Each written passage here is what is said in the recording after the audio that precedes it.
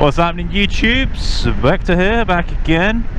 My usual road. Apologies about that. I'm doing actually going somewhere today. Just doing a little A to B. Sun's out. Sunny Sunday. That's what we like to see.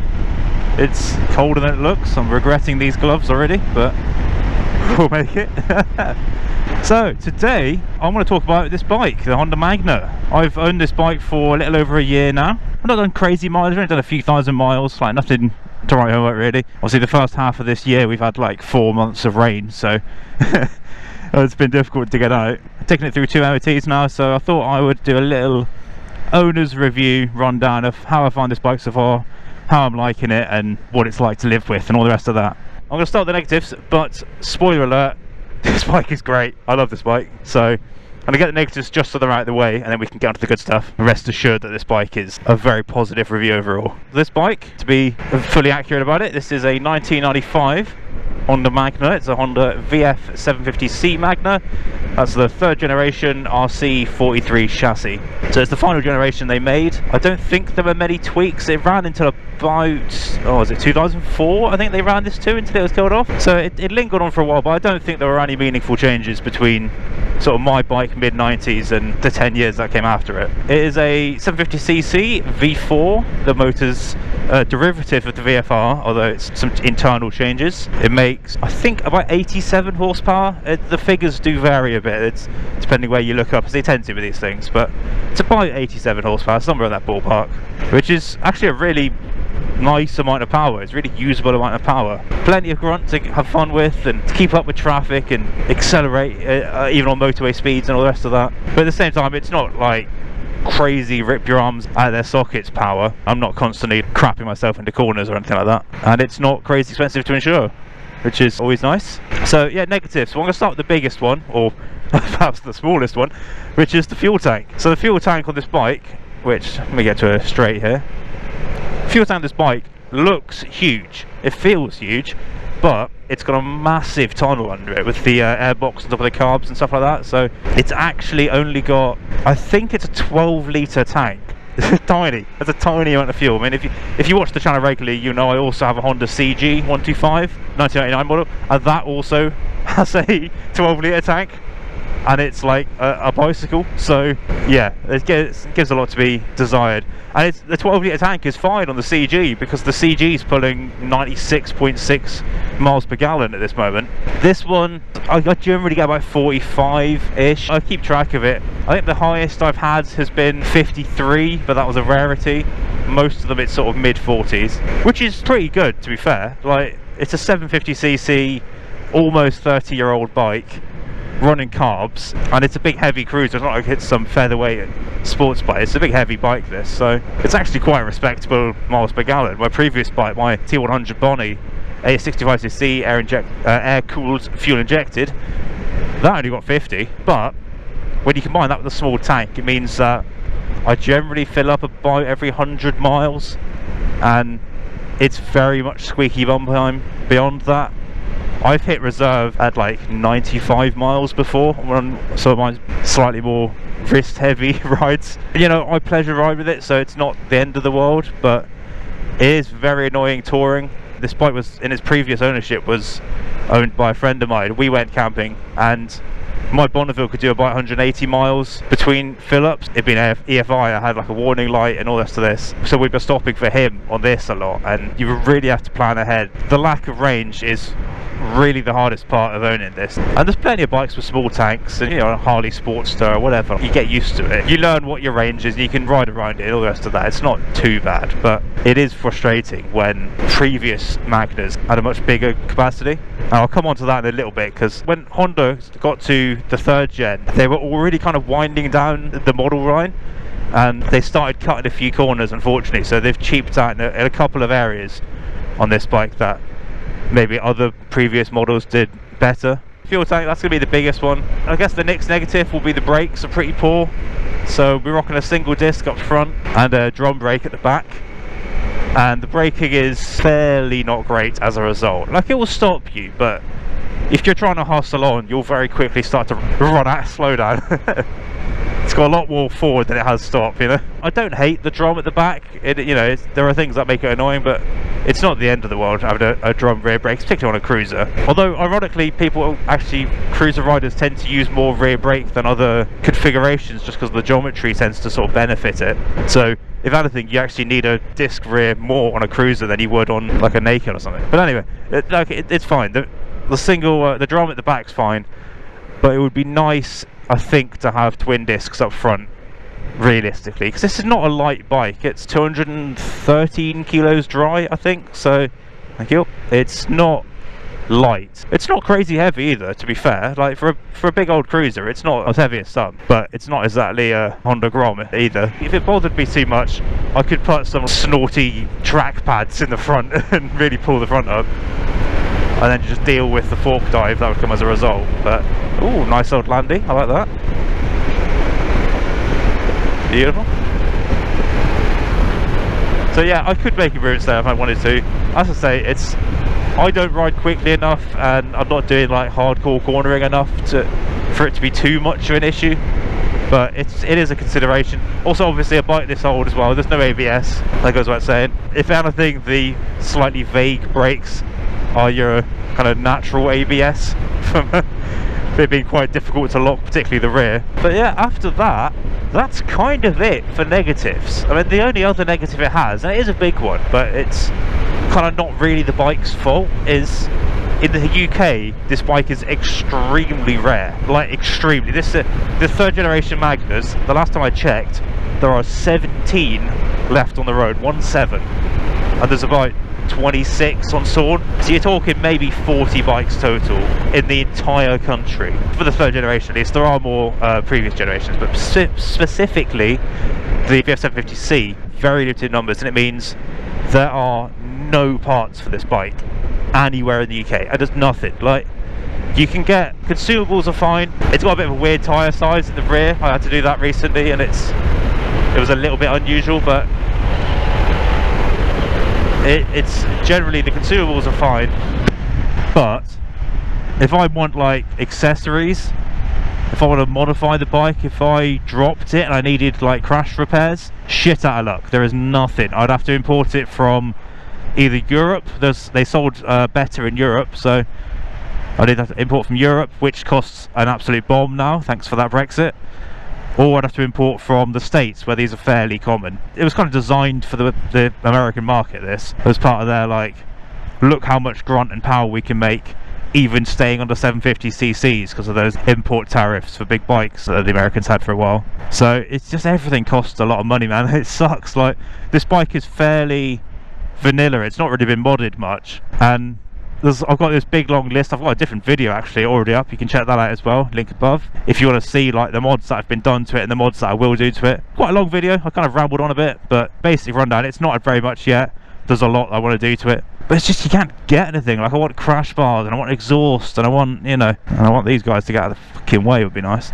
It's a real consideration, and it's something that I get a little bit paranoid about at times, because I'm like, oh my god, if I drop this bike or someone knocks it over in a car park, like, I'm not going to get another tank for a Honda Magna in the UK, not without paying through the absolute nose for it. I'm not going to be able to get, you know, I can't get crash bars, I can't get whatever, so it's a little bit stressful in that regard, but that's not really the bike's fault. It's just something to consider if you are going to be buying a Magna here in the UK, right? But with that said, that's really all the negatives, so let's move on to the fun stuff. And we're going to start with the big talk piece for this bike, which is the engine. It's, as I mentioned, it's a 750cc V4, and it's a beautiful motor. It's such a well configured motor. They've tuned it mostly for mid-range, so it's a little bit less top-endy than the actual VFR, the original VFR. What it means as a result is you get this proper Jekyll and Hyde kind of two bikes in one vibe, where you keep it below like 4,000 or 5,000 RPM, and it's just like this. It's calm, it's peaceful, you know, it's considerate, I can cruise along, it's not snatchy, the fueling's fantastic. This bike's running really, really well, which is nice. That's another reason I haven't done any mods to it, is I don't want to mess with the carbs, because they're running so nicely right now. It's such a nice motor, it's calm and it's civilised. It reminds me a lot of the Bonneville actually, but you then yank the handle on the right, bring it up to like 7k, I think it red lines at, yeah, red starts at 10 for the red line. Technically goes up to 12 on the dial, but red line starts at 10. And this bike just transforms. It screams, and it's quick, and it's pulling your arms back, and it revs and revs and revs, just keeps revving. It pulls good, it sounds good. The gear change is really snicky and like really proper Honda gear change. It also has such a nice cruising speed for our roads here. So one of my biggest complaints when I had my Bonnie before this was that the kind of comfortable cruising speed, and that's not the speed it could do or anything like that, but the speed where it's like I would kind of start looking for another gear if I had one, was like 55, like not even 60, and that was after I did the sprocket change. So it's just, it was a little bit buzzy in the hand, buzzy in the feet, as it would sit a little bit higher up in the rev range, higher than I wanted. Whereas this bike, the comfortable cruising speed for this bike, if you just stick it up in top and then purr along, it's about 65, maybe slightly more. So for roads like this, when they're not full of cars, I could just float along. There's no stress, there's no effort, the bike's not working hard, you're not working it hard, but at the same time you're making this really good progress. That's what makes a bike feel powerful, really. It's the lack of effort it needs to do stuff, and it's this sensation of it having so much more power in reserve that it's not using. That's what makes a bike feel powerful, and it's great. And it's, like I say, because it's a V4, the vibrations are really low, there's really not a great deal of vibes, very, very smooth. It's worth buying for the engine alone. I think after riding this, V4s are probably my favourite engine configuration. I've not owned an inline-4 yet, so I don't know what they're like. I think I'd enjoy the smoothness and the sound, but probably not having to rev the dips of it every time you want to get anywhere. So I think the V4 is the best balance of top-end screamy performance, but also low-end grunt and smoothness and torque.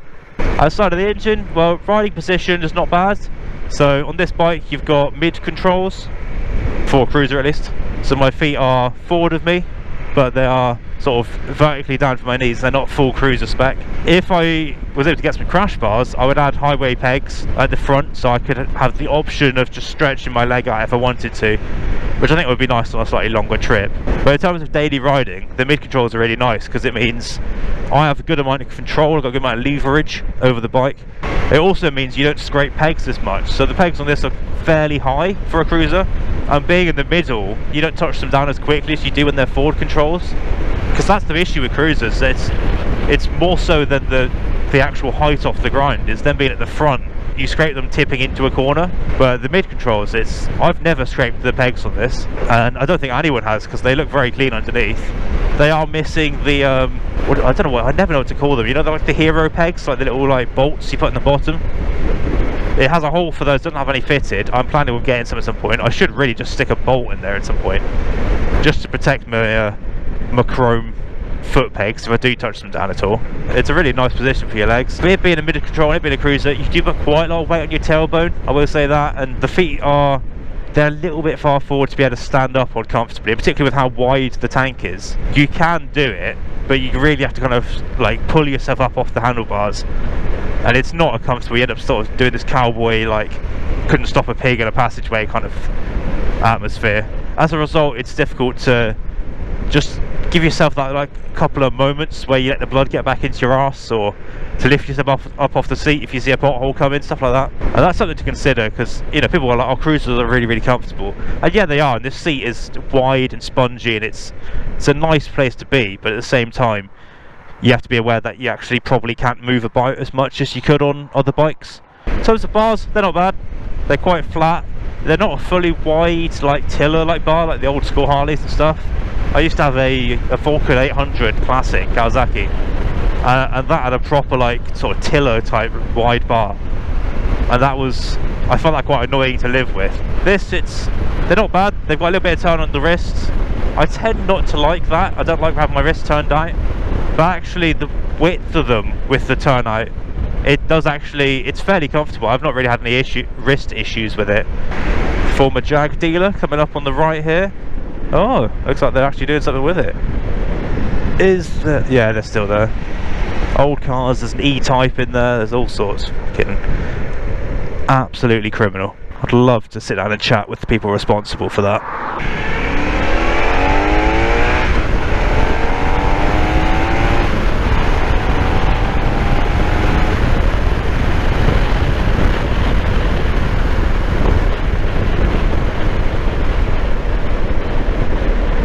The next biggest positive about this bike is the aesthetics. I know that's a very subjective thing, but I think this bike looks great. I get compliments on it everywhere. Obviously it is in yellow, which helps. It really pops against a lot of other bikes and stuff. Like, you don't see a lot of yellow bikes these days, and it's very, you know, it's quite a positive colour. It really pops. I've got my little duck to sort of play into that, and they put effort into the styling with this generation Magna, which they kind of didn't in the past. So a lot of the previous Magnas are better on paper, much better on paper. Again, we'll get to that in a minute, but aesthetically, like, they just didn't really put a lot of effort in. Like, they didn't dress the engines, so they still looked quite kind of messy. They still looked like they were supposed to be hidden by fairings.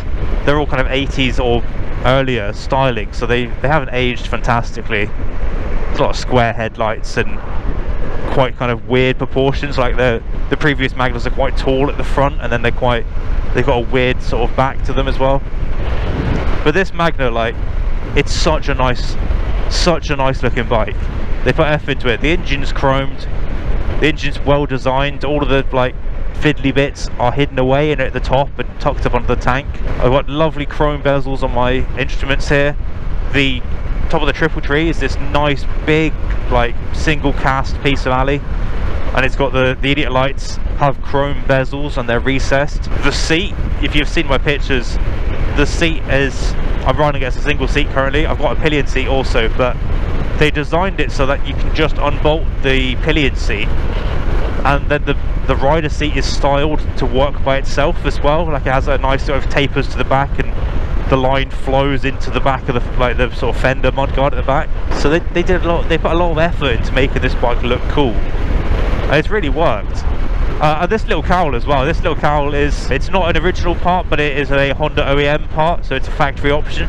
I think it looks fantastic. I think it bulks up the front, particularly now I've like ridden the bike so long with the cowl. Yes.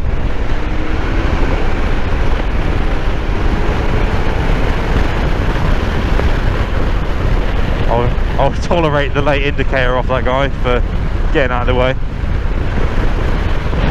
Have that closed, now I'm moving again. Yeah, it looks fantastic. It bulks up the front. It kind of reminds me of what they called club style that Harley Davidson, like diners and stuff, were running for a while. It's not as tall as the club style ones are doing, but it's just great. It's a lovely little fairing, little racer fairing. It gives me this nice sheltered area around the dials as well, which is nice. So like my sat nav's not out in the open air. It's very practical in that regard. Now, it's not all that practical for wind flow. I would say this fairing creates quite a lot of like messy air, creates quite a lot of buffeting, and actually it's arguably a more comfortable ride at sort of 70-80 mile an hour without it, and just going with the bare headlight. You get more air, but it's cleaner air. It's less, you know, it doesn't shake your head around so much. But I don't do enough long distance stuff for that to bother me. It's worth the aesthetic benefits and the lower speed benefits to put up with a little bit of annoyance at sort of cruising, you know. And actually, if I do any camping or anything, or if I do longer trips, I've been considering getting one of those little like extenders, like clip-on extenders. It would look a bit goofy, but I don't think it would look that awful, and it would just kick the air up over my helmet in theory.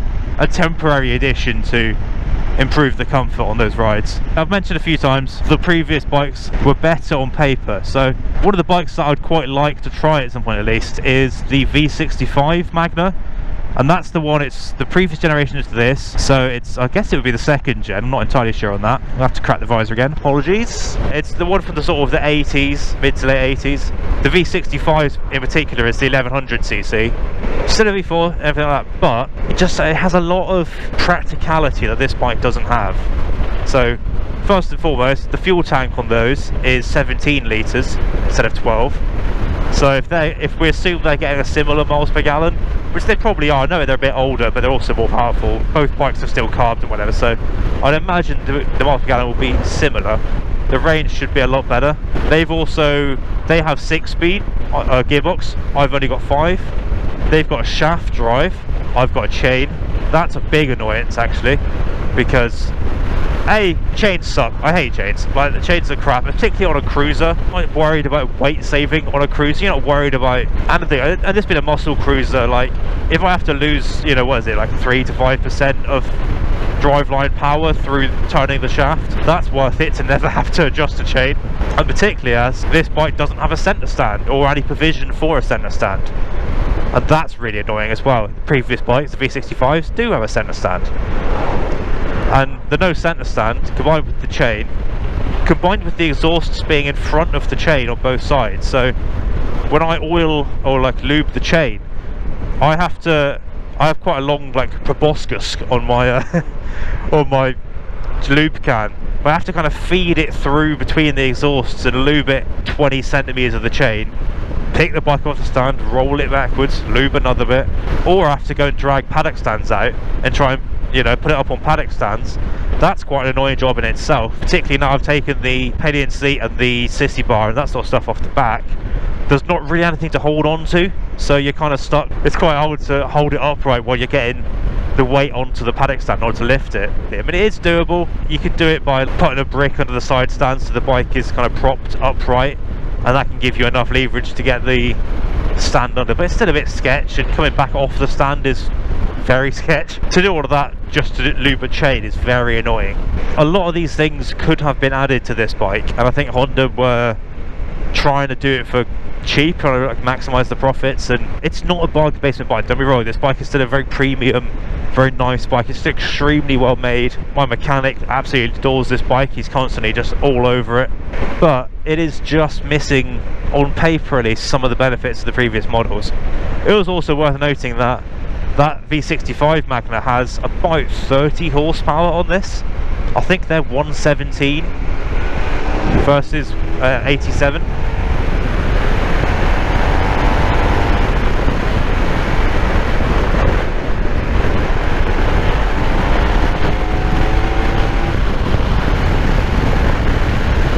Thank you. Split lane there, crawler lane. So it's one of those where I'm quite considering, I'm keeping an eye out for a V65, and I would consider buying one. But the V65 and all of that generation, the V45 as well, they're so ugly. They really don't look, they haven't aged well at all. Maybe it's vanity, you know, maybe that's a bit shallow of me, but aesthetics are still quite a large deciding factor in me buying bikes. Like, I need a bike that I can take pictures of and go, look how cool that bike looks. If I'm taking pictures of the bike and go, that looks a bit shit, I'm probably not going to want to own it, you know? Do I get a V65 and then customise it? Change out the headlight for a Rhine light, maybe get a racer fairing like this. There are ways you can improve it, but I don't know. So it doesn't detract from this bike, but I feel like if out of the shaft drive, that would have made such a big difference. I can deal with that. I don't really need the 6-speed. As I understand it, the 6-speed is the 6th gear is a very high overdrive gear, and you only really use that when you're doing long distance. If I had the shaft drive, I wouldn't even need the centre stand very much. That would have made a big difference, I think, to just the ownership of this bike, you know. But yeah, with that said, that's kind of this bike. I know I'll try and cut this down a bit. I've rambled on a bit longer than I intended, but yeah, to give you a TLDR summary, I've owned this bike for about a year, a little over a year, a few thousand miles. I've done motorways, I've done country roads, I've done single tracks, I've taken it camping with a bunch of camping gear on the back, and this bike has handled everything that was thrown at it with ease. It's been completely reliable. Oh, that's the other thing I've mentioned. It's needed nothing in that time, absolutely nothing apart from consumables. So I've given it oil and filter every year. Obviously the filter's just generic, so there's no issues of parts availability there. It would benefit from an air filter, I think, at some point. It's not struggling or anything like that yet. And my friend who had it before me chucked iridium plugs in it before he sold it to me, so it's all good for plugs for a while. It's had one rear tyre, and I changed the front side light bulb as well, and that's been it. It's needed nothing else. It's not broken down. It's never failed to start, even when it's sat for long periods of time. It is every bit as reliable as Hondas are/used to be. I know they've maybe started going downhill slightly. I've been extremely happy with it. This was a bike that I sort of lusted after for years before I bought it. It's absolutely lived up to its expectations. Everything you'd want a muscle cruiser to be.